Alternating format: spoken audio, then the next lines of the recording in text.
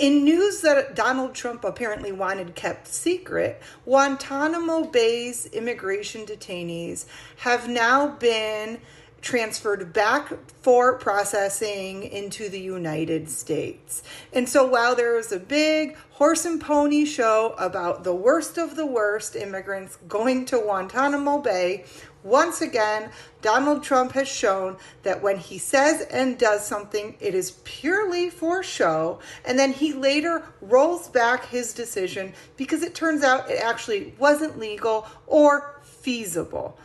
The reality is Guantanamo Bay wasn't set up to house a large number of immigration detainees.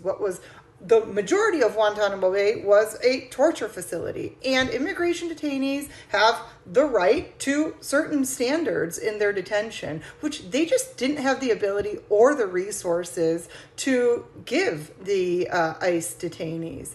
And so there were a couple flights out, one I think in February and another one a few weeks ago with the final ICE detainees that were not largely or widely publicized because it doesn't align with Donald Trump's narrative.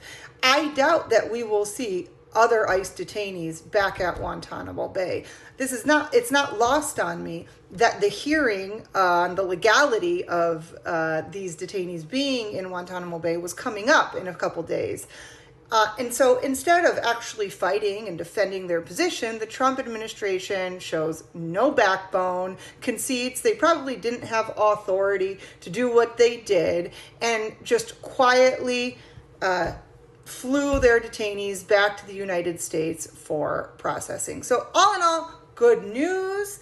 Unfortunate that we as the American people have to go through this every time he makes a terrible, rash decision.